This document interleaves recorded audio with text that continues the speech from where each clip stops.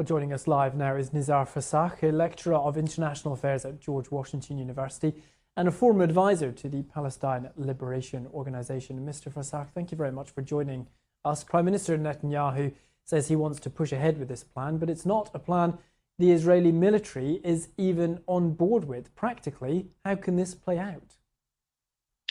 So that is a problem for sure, given that Netanyahu, in fact, changed the chief of staff precisely so that he has a chief of staff he agrees with. However, the military continues to be under the guidance and the directive of the executive. So they advise that this is not going to work or is going to be very costly. But if the prime minister says that and the cabinet decides that they're going to go ahead, the military has to abide by that decision.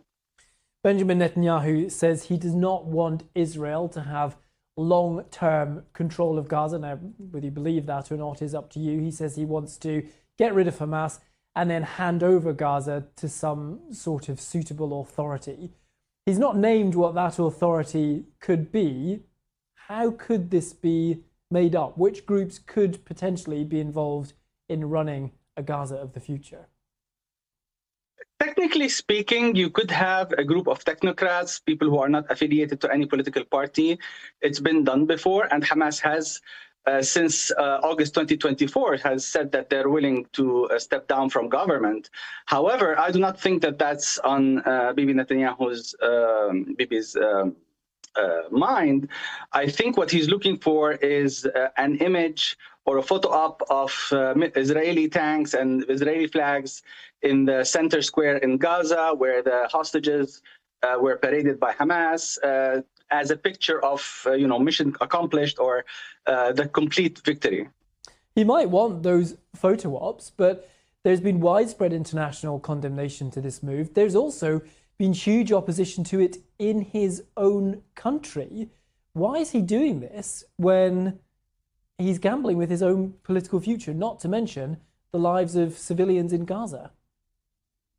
Well, unfortunately, we've seen that Bibi Netanyahu cares only about his political survival, and he has been very effective in staying in power. Now, his political situation in the cabinet is actually much more secure than before, so he's not worried about losing power. And in fact, he's catering to the right. And this opposition from a group of left-leaning Israelis, as well as the international community, makes him look like the strong man that stands up to the world and does what he thinks is good for Israel. So, in fact, he is that's something he wants that's deliberate because it makes him look good for his constituency. He has said repeatedly the war will only be over when Israel has defeated Hamas. Hamas has not been defeated. It said Israeli troops will continue to face fierce opposition, and arguably Hamas is somewhat stronger than it was before because of Israel's operations in Gaza. Can Israel defeat Hamas? They cannot, they cannot defeat Hamas, but they can degrade it to a point where Hamas is unable to mount a serious threat to Israel for the coming 5 to 10 years. However, I think Netanyahu and the government are going to look for some sort of, again, a photo op or a narrative that claims victory, even if we all know that once the Israeli military is static and stationary in Gaza, they become easier targets for the militants, even if that's not even Hamas. Other militants can hit. So you'll have more Israeli casualties in the military. Potentially key to all this is President Trump. He's been somewhat distracted recently by trying to resolve issues in Russia and Ukraine. How do you see his involvement potentially resolving this situation?